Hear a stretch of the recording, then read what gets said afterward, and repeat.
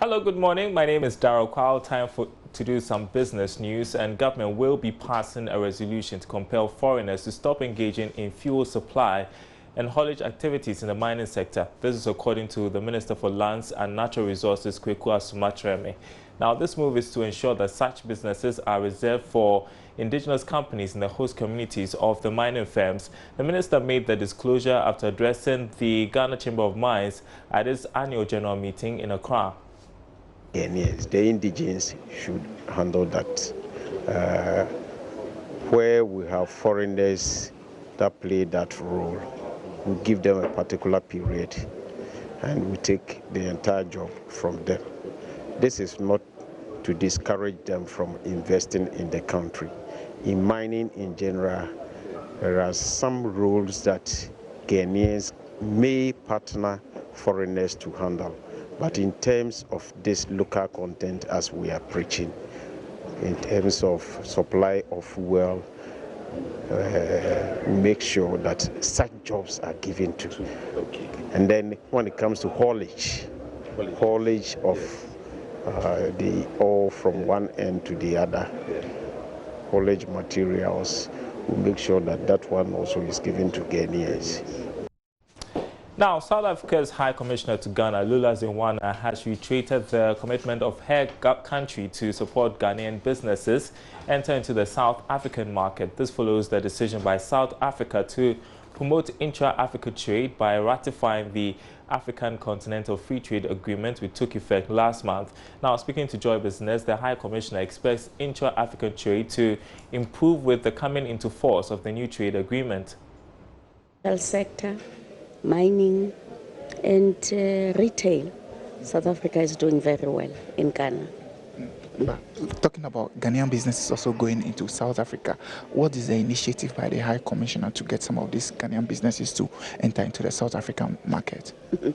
You know, we have the Ghana South Africa Chamber of Business, which is has been active for almost 4 or 5 years now.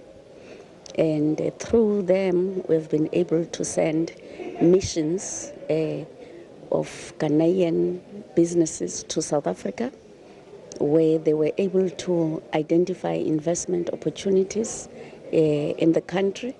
But also from South Africa, we have, through the Department of Trade and Industry of South Africa, we've been able to send a number of companies. The last group, it was about 35 companies in March this year. They came to Ghana.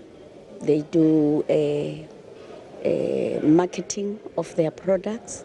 They also look for partnerships with Ghanaian business and look for opportunities here, but also partnerships to start to do investments in South Africa. So that has been very successful. I think we have 2 or 3 such missions coming to Ghana every year, and maybe 2 also missions that go to South Africa every year. Well, some sad news to report this Monday morning. Investment banker and former head of Ecobank Development Corporation, Al-Hassan Mahama Idrisu, is dead. The investment banker died over the weekend after a short illness. He played a significant role in investment banking and capital development in the country. He also worked on initial public offerings of some companies that listed on the stock market. Mr. Idrisu served on several boards in the country. These include Macaulay Capital and Oak Financial Services Limited. He was instrumental in growing EDC stock brokerage business, making it the preferred brokerage firm for both foreign and local investors on the Ghana Stock Exchange. Prior to joining EDC, he worked with Gold Coast Securities as the head of the back office in charge of processing of trades. Idrisu was a member of the Institute of Chartered Accountants, Ghana. He holds a Master of Business Finance degree from Central University College and is the former authorized dealing officer of the Ghana Stock Exchange.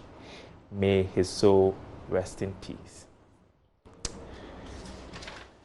On that sad note, I hand over to you, Bernice.